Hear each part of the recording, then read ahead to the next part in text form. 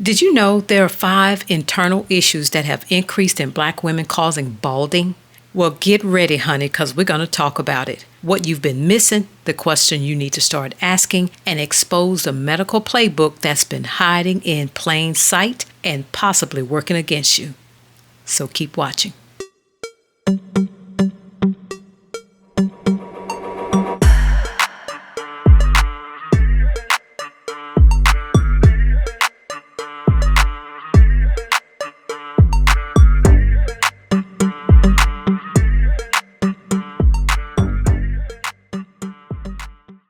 Hello, welcome to the channel. This is Trina Claiborne, your 4C hair transformation coach. If you are new here, welcome. And if you are a subscriber, welcome back. I'm glad that you are here for part 2 of why so many black women are losing their hair. This is a topic that I know you've noticed it. I'm noticing it now. I'm paying attention to it at least now that I've been on my hair journey. And if you haven't seen part 1, I'll put a link to that in the description box so that you can definitely take a look at that. And for this one, we're gonna deep dive into the information on this one. And but before we get started, I want to say thank you for all of you that have made purchases on the for the 4C hair collection. And like I said, I told you about the hat. Finally got it through the mail. This is my 4C hair is elite by design. I absolutely love this hat for them days that you know that hair is not done. You can still walk outside and be cute. Now, right now, this is the only color that we have it in, but there will be more coming. But this is from the 4C hair collection, and we also have the coffee mug. This come in a lot of colors. This is the emblem of the 4C hair, and it shows my hair is growing in pride and power. And we also have the insulated version of the coffee mugs. This is my favorite because I like to keep hot, cold. It also has another little emblem on there. It's I love my crown. And these come in sorts of colors. It comes in white, brown, it comes in black. It's got a variety of colors. And of course, we have the Weekender bag. And I absolutely love this. One side has the channel's logo, and it says growing hair naturally, if you see that. And then on the other side, it has the 4C logo on it as well. All right. And then, of course, we have hoodies. And I love this. This is the ones with the kangaroo on there.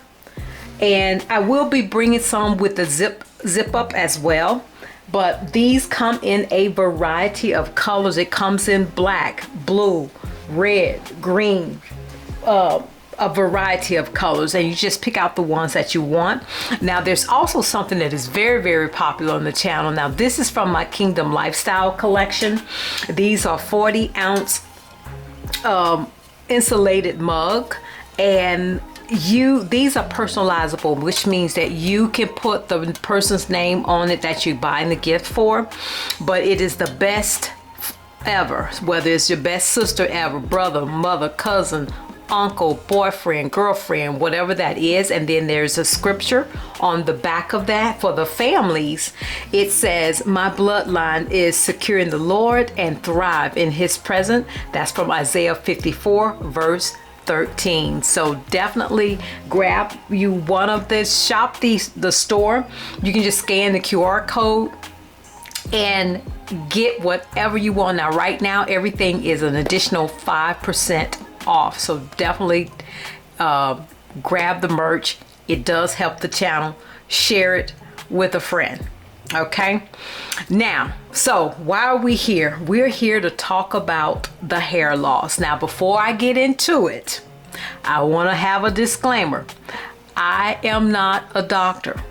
I'm not any specialist, not a dietitian, but I do understand complex things and know how to explain them in a very simple way. And I do have a basic understanding on how the human body works, and I encourage you to definitely do the same, because we're in an era now where there's a lot of information, right?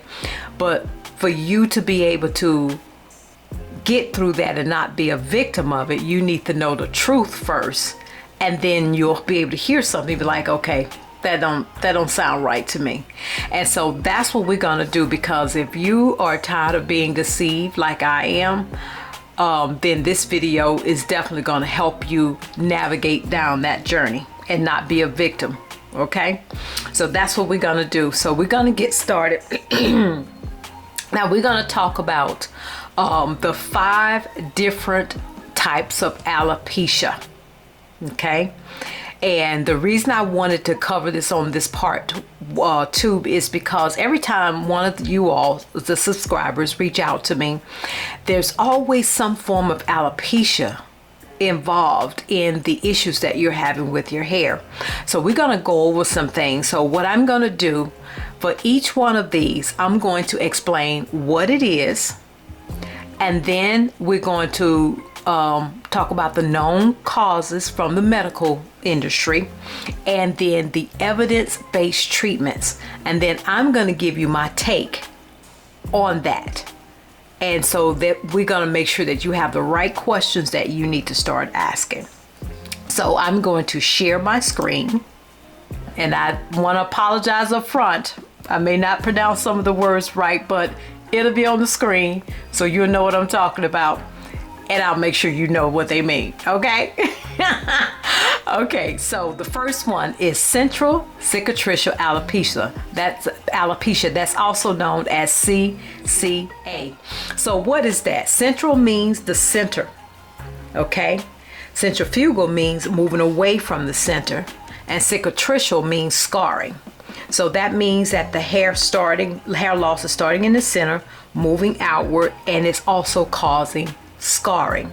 So what we're going to look at next is the known causes as indicated by the medical industry. So let's take a look at the first one.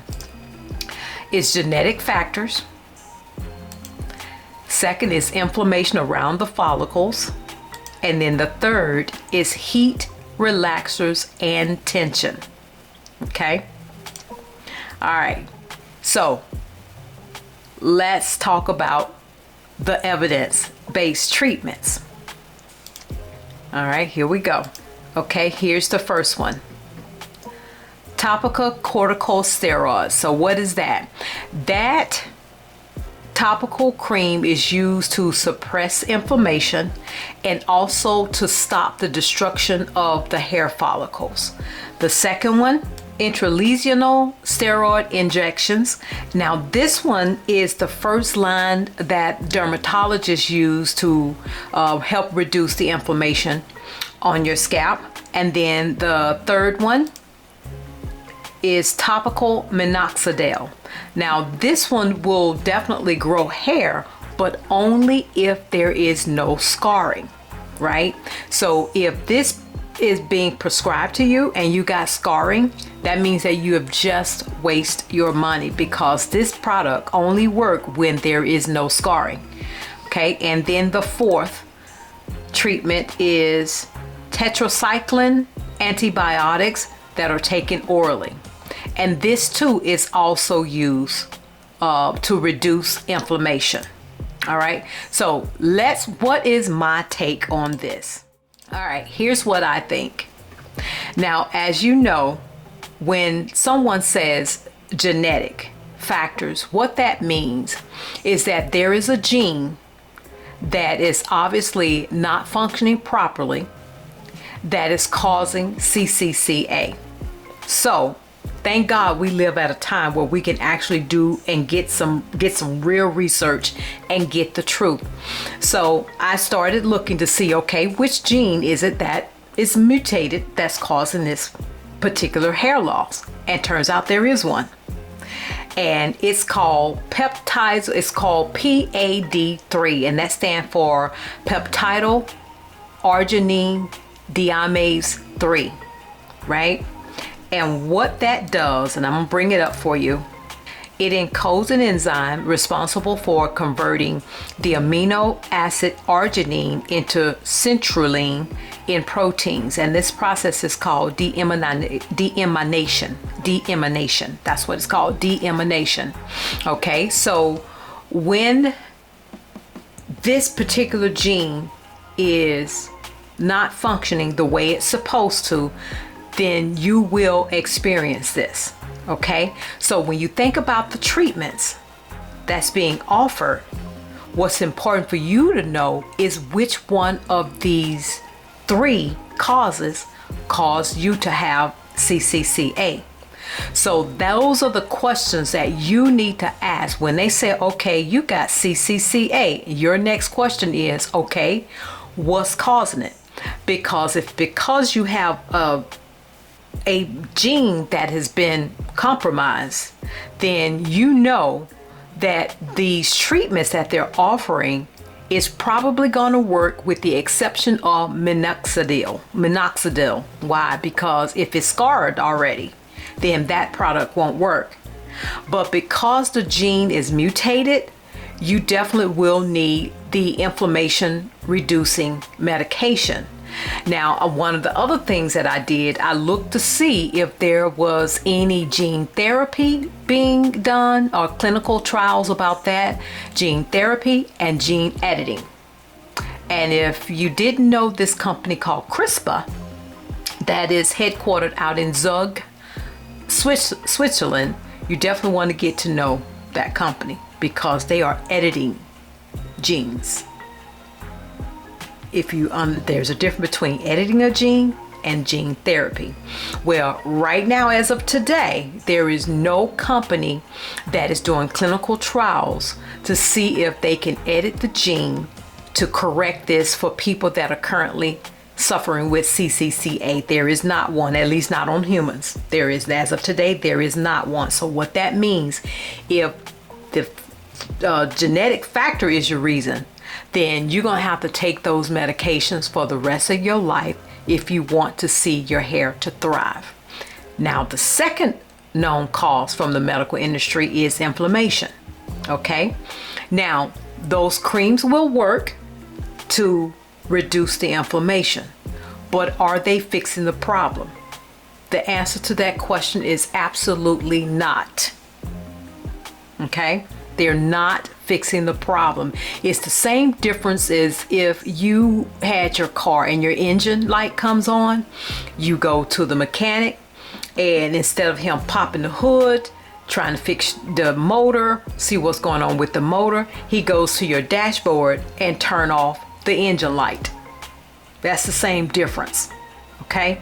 So if your doctor, whoever it is making the diagnosis, they're gonna have to dig a little deeper to find out what's causing it, because if it's inflammation, then your body is telling you that there's something going wrong or something that has entered your body that is keeping your immune system in flight. Your job is to find out what's causing it. And I'm gonna give you some hint. Now, here's where you want to probably either repeat this or write it down. Okay? What are the things that can cause inflammation in a human? Okay? There's several. First of all, we're going to go internal. You may be eating something that has caused food sensitivities, not food allergies, because a food allergy has the propensity to kill you, right? And you'll know automatically, because as soon as you eat the food, either your throat starts to swell up, you can't breathe, or you start breaking out in these big hives, kind of like my father did when he was living with seafood. Or if you start itching, you feel it immediately. But food sensitivities, you may not feel bad, but your immune system is in flight because something about that, it has gone wackadoo with your immune system, and it's think it is a foreign antigen and it's attacking it and it's causing inflammation. The other thing internally is that you may have an illness or an organ failure like liver, or you have type 2 diabetes that's caused, or you have some type of digestive issue where you have leaky gut and you're inflamed. And then another reason, which is external, is that your shower. You may have pathogens in your shower that is causing irritation, and with you taking a shower every day, it's keeping that scalp inflamed. The other thing, it could be ingredients in your products. For some reason, I know people that are allergic to coconut, and it really inflames them, right? So you have to check those things. Now, some of the other things that is not as obvious could be chronic stress. Chronic stress could cause inflammation. And the last thing that most people don't think about is unforgiveness. Unforgiveness in your heart wreaks havoc on your body, not the person you upset with. So those list of things is the things that you need to start looking at to see if that's causing the inflammation.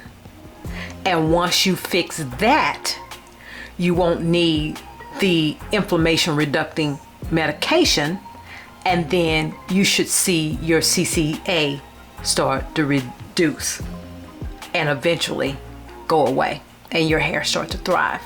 Now, the third causation is heat and relaxers. Those things you can stop, right? Because if it's causing the chemicals, and especially depending upon how often you're using the product, if you're still straightening your hair, you're not going natural, you can stop using those products, right? So that's an easy fix. So when it comes to CCCA, the question you need to ask your medical provider is, what is causing the problem?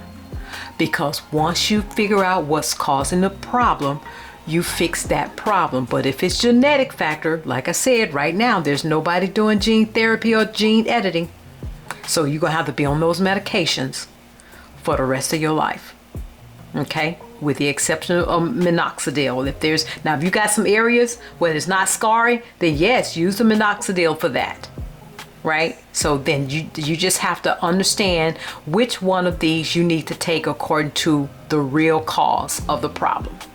Okay, so we're gonna go to the next one, and that is traction alopecia. So let me bring up my screen.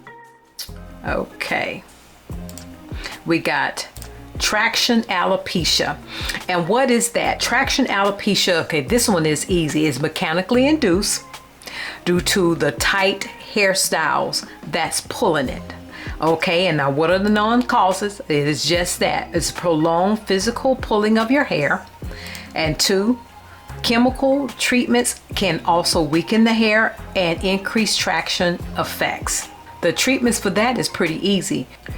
Is to modify or stop traction causing hairstyles, because it works, plus also hair retention and hair growth routines. And then the second one is of course the minoxidil, which of course, remember, it only grows hair as long as it has not been scarred. Okay, and then the third one is intralesional corticosteroids. It reduces inflammation. Okay. All right, so let's go to the third alopecia, and that is androgenetic alopecia, also known as AGA. So what is that? AGA is a non-scarring, genetically influenced pattern of hair thinning and loss across the scalp rather than a single patch, and it is common among all cultures. Okay, now what are the known causes as far as the medical industry? The first one is genetic disposition and androgen, which is a male hormone sensitivity. That's the first known cause. The second one is age and family history are important factors, risk factors. And now let's take a look at the evidence-based treatment from the medical industry. The first one, of course, is topical minoxidil at 5%. And they do say that this increased the hair density in non-scarring regions, like we talked about before. So with this particular one, there shouldn't be any scarring anyway. So this one would be a good option to take. And then of course you can do the oral version of it, and they do say that at low dosage, women that can tolerate it, they really see good results on the oral one. And then the third is the anti-androgen meds. Now, these are prescriptions med primarily used for potassium. This is what it says.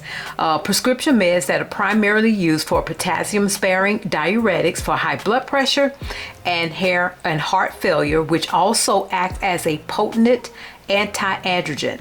Now, it is also commonly used off-label by dermatologists to treat androgenetic alopecia. Now, the fourth one is platelet-rich plasma, also known as PRP. And those are injections of your own concentrated platelets into your scalp, and the growth factors are released, promoting follicle stimulation, increasing blood flow, and reducing hair loss. So, what's my take on those? Now, remember earlier in CCCA when they talked about genetic factors, then I had to go through the same process to find out what gene is causing this particular alopecia. Turns out there isn't any. Not a one. So, what does that mean? That means that when they say genetic, it's not the genes, it's the replication of lifestyle, right? Because when you think about gene, we inherit gene expressions, meaning that, okay, let's say you have a family that is consistently overweight and they have the propensity to gain weight in certain areas, right? Well, there's another thing called epigenetics. What is epigenetics? Epigenetic is the activity that you can do that would either turn on those genes or turn off those genes, right? So you can create a lifestyle that would turn those fat genes off so that you can have a lean body. What does that look like? That means that you're lifting weights, you're doing cardio, you're doing HIIT type training, you've changed your diet, you are controlling your stress, and you're moving more often, right? That's called epigenetics. So when it comes to genetics, what we actually inherit are things like your eye color, your skin color, your hair texture, the color of your hair, your bone structure, your teeth structure. Those are the things that we inherit from our parents. Now, when it comes to genes that are mutated, that happens in the womb. Something goes awry and that particular gene is altered, is not going to function the way it should function, the way God had intended. And that's what happens in CCCA. This one is lifestyle born, right? It is lifestyle born because it's not, because the androgens are male hormones, and there are several things that can cause that male hormone to be dominated, right? It can happen, of course, in menopause. It can happen in type 2 diabetes. You see people with PCOS that have this problem, and it affects your hair on your head and the hair on your chin. You get hair here, but you lose hair here. So it's the opposite. So this one is definitely a lifestyle change that need to happen in order to reduce that. You know, that's also like the DHT. There's things that you can take, there's supplements that you can take in addition to changing your lifestyle to be able to overcome this. And as you continue to make that switch in your lifestyle, definitely use the medication, but also start making a lifestyle change so that you can move away from the medication. That's when you want to partner with your nutritionist, your dermatologist, trichologist, and to help wean you off of those, right? because it's a lifestyle change with this particular alopecia. All right, so let's go to the next one. All right, I'm gonna share my screen. All right, so the next one is alopecia areata. And what is that? This is an autoimmune, non-scarring alopecia that causes smooth, round patches of hair loss. And the known causes for this is one cause. The immune system is attacking hair follicles, and the exact triggers are medically unknown. Okay, so let's look at the evidence-based treatments. Okay, the first one is corticosteroids. And of course, you know, this is the ones that suppress the inflammation and slow down the follicle destruction. Number 2, which is JAK inhibitors. Now that is a class of targeted small molecules, medicine that block enzymes responsible for promoting inflammation and immune overactivity. And then the third one, of course, is topical immunotherapy. Now this is a potent topical sensitizing agent used for contact immunotherapy by inducing a controlled allergic reaction on the scalp to stimulate immune modulation, aiding in hair growth. Okay, so what's my take on that? Okay, here's the thing that you need to know. When it comes to this, it is your immune system, right? Well, the problem is your immune system is totally out of whack with this particular alopecia. So your job is definitely take advantage of the treatment. But in the meantime, you need to restart your immune system. And I know you're asking yourself, how do you restart immune system? Well, when you think about the immune system, it is very complex, and there's a number of organs that make up the immune system. So once you understand what that is, you'll know what protocols you need to take in order to keep it stabilized, get all the trash out, so that your body can stop its confusion between an pathogen versus your human tissue. So we're going to go over all the organs that are the players of this game in terms of your immune system. So I'm going to share my screen and we're going to talk about it. Okay, here we go. All right, you have your primary immune organs. Now this includes the bone marrow. The bone marrow produces all immune cells, and it is the origin of B cells, T cell precursors, natural killer cells, and monocytes. Okay, and then you have the thymus. Now that is a little organ that's found in the center of your chest. It trains the T cells to recognize foreign antigen and to ignore the body's own tissue. Now the thing about this organ, it does shrink as you ages, so it doesn't function as well. Now that's the main reason why, well, there's two reasons why you definitely need to make sure your vitamin D levels are up. I worked for a chiropractor from 2011 to 2014. That's when I learned the importance of vitamin D. The darker you are, the more international units you need to take. Now, me, since I learned that, I have taken 10,000 international units of vitamin D3 every single day. I don't let it run out. I take it every day. It's kind of like toilet tissue. And if that's not something that you're doing, especially if you're my skin tone, you definitely want to make sure that as you grow older, your vitamin D levels are up, because that's going to help support your immune system, because vitamin D3 actually acts more like a hormone. All right, so let's take a look at the secondary or the peripheral immune organs. Your lymph nodes. What are the lymph nodes responsible for?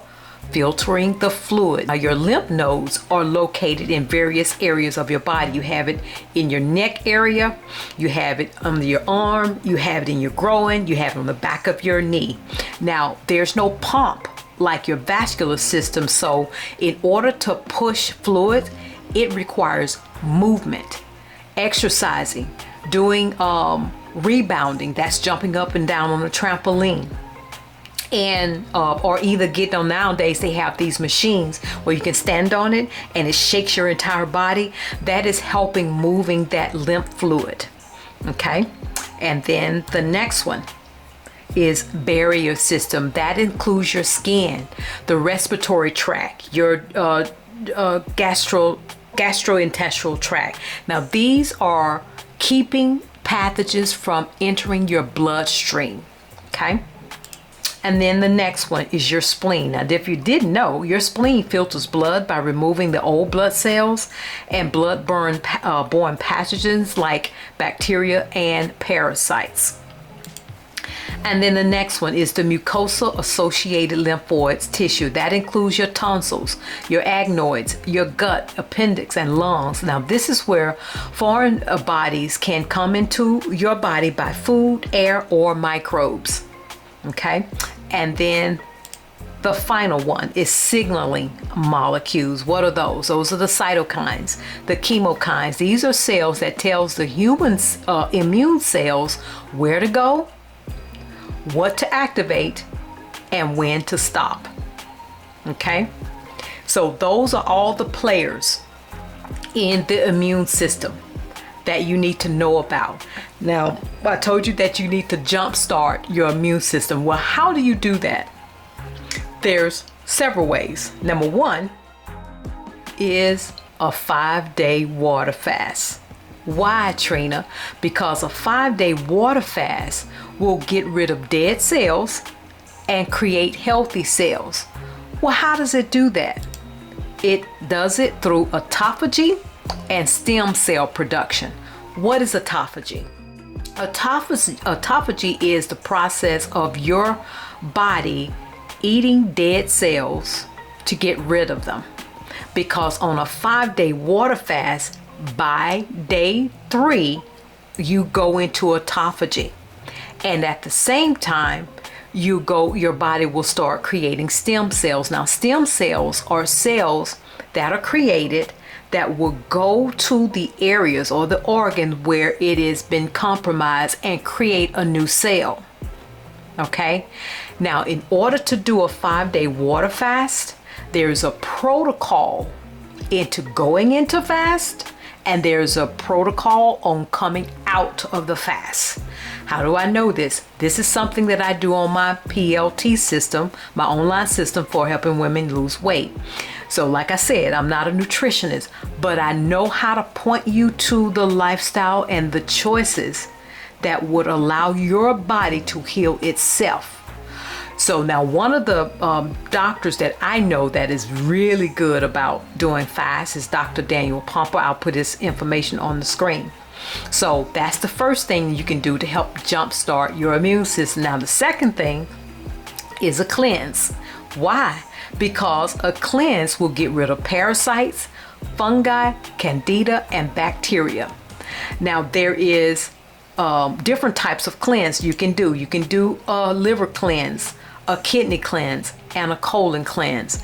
Now the same way that there's a protocol to doing cleanses, with a 5-day water fast, there's a way to do cleanses.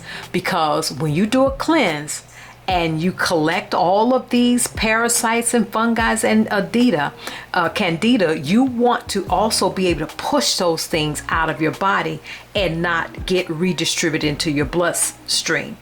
So you definitely want to follow the protocols and have the right products to do the detox or the cleanse.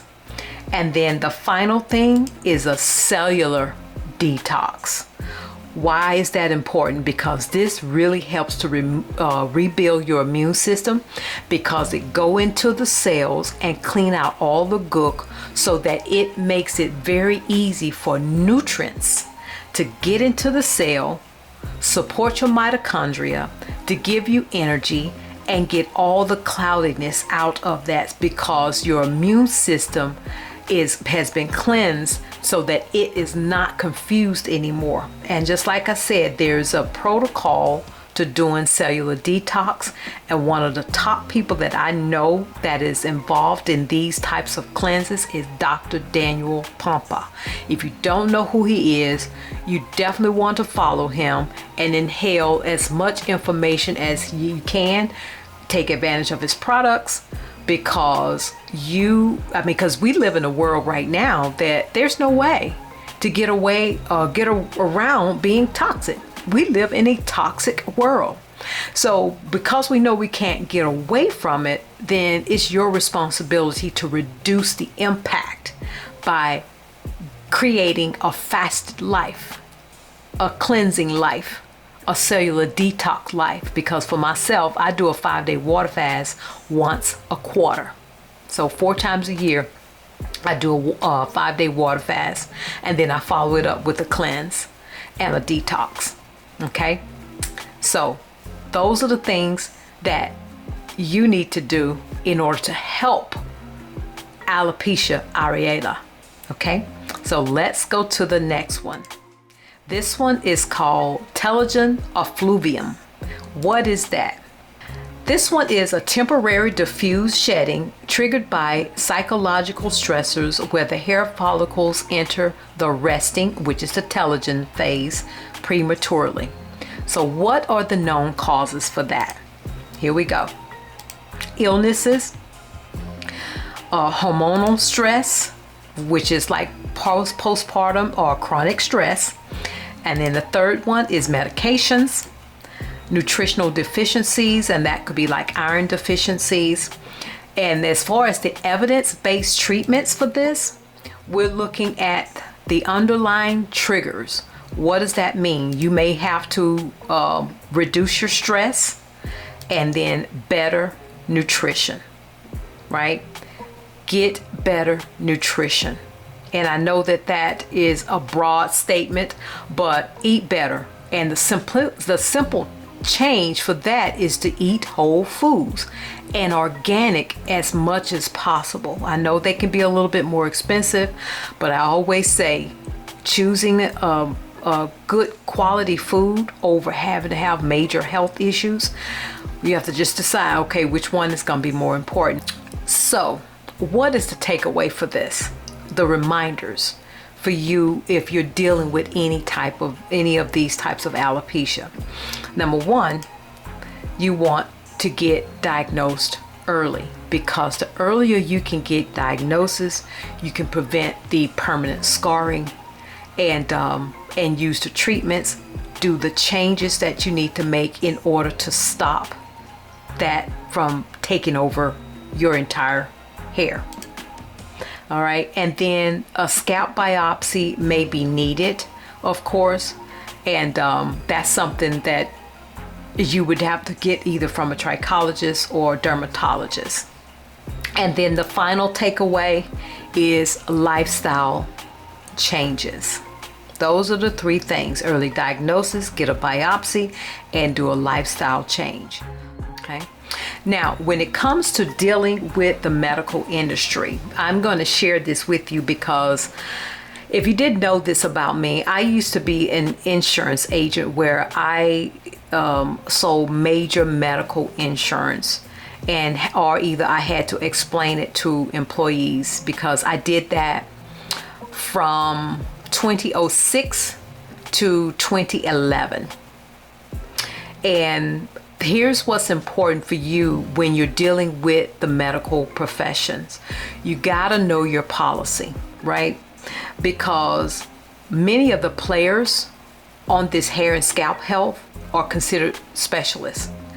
Now, unfortunately, every policy is different, because some policies may cover the visit, but at a lesser cost, right? They may not cover as much, but then you'll be responsible for anything that's over that. But then there's also some companies that don't cover specialists depending upon the reason. And then there are some companies that will have a deductible or have guidelines. So you definitely want to know your policy. Now, when it comes to a specialist, sometimes your policy may require that your personal care, your primary care, give you a referral. And if it requires that and you go to a specialist without that referral, there's zero coverage. That means that visit is going to be paid by you 100%. So you got to know your policy. Now, the other thing about that is when you go to a specialist, it's important for you to do the research to make sure they are considered in network. Why is that important? Because some policies will cover, like I said, a lower percentage if they're in network and they're specialists, right? But then there's some policies that will not cover anything if they're not in their network. And then once again, you'll be responsible for all of that.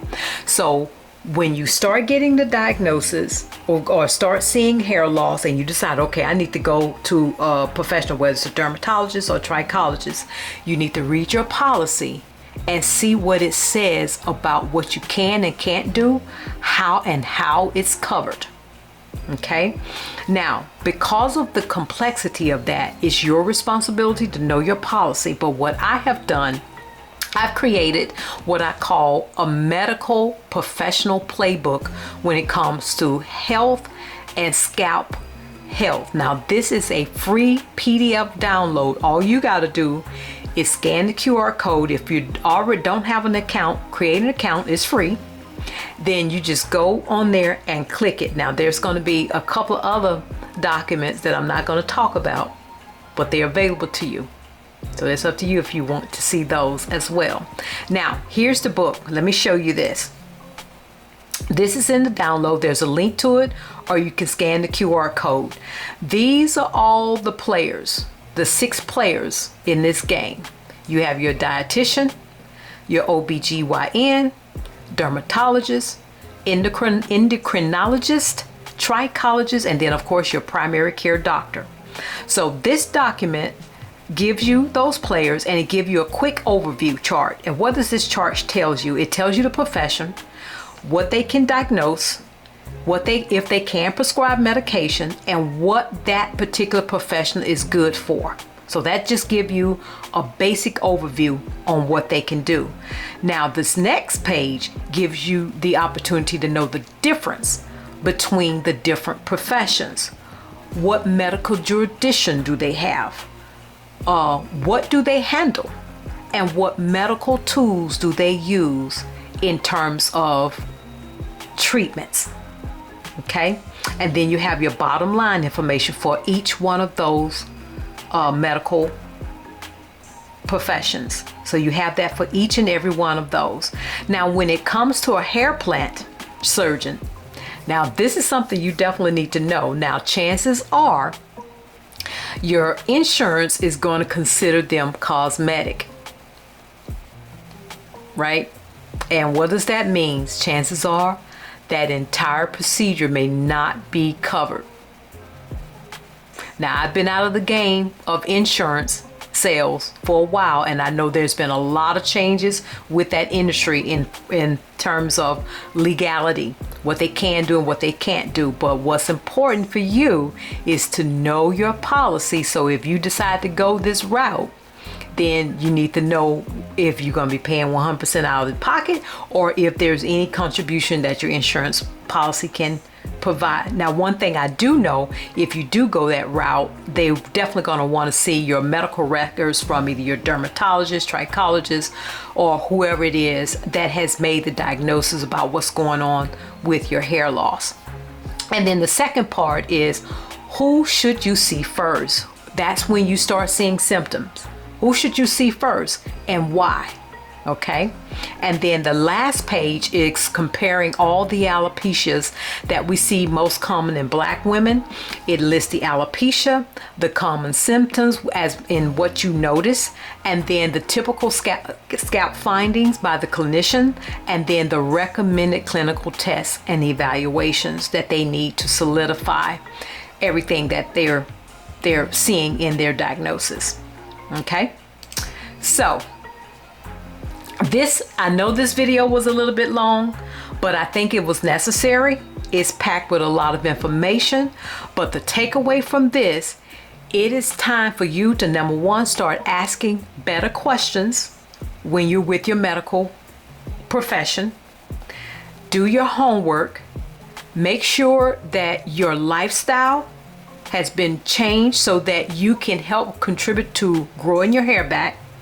And then when you're going for treatment, make sure you know your insurance policy so that you can go to the right facility so that you wouldn't spend any extra money out of your pocket.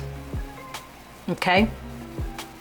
So I hope that this video has lightened some information that maybe you didn't think about or that you didn't know about, and that help you to make better decisions to reduce your hair loss so that your hair can thrive. And if you know anyone that could benefit from this, definitely share it. And if you're not a subscriber, subscribe because that helps the channel. Once again, I said that, I'm hoping to get this channel to 10,000 subscribers so where we can build even a bigger community. And leave a comment. Let me know where you are in your hair growth. If you've impacted by any of these alopecias, what you're doing, is it working? What haven't worked? I would love to know that because I'm sure that there's many other people that is going through the same thing, and any information you can provide that can help them along their journey will be greatly appreciated. And I'm so glad that you stopped by the channel if this is your first time coming by, but definitely subscribe, leave a comment, share it, ring the bell so that you would never miss a post. And once again, I thank you so much for all of you that has gotten the merch. And definitely check out the store. Get you some 4C hair transformation merch because, like I've always said before, 4C hair, we're here to stay and we're gonna dominate, right? So I hope you enjoyed the video, and I look forward to seeing you on the next one. Be blessed.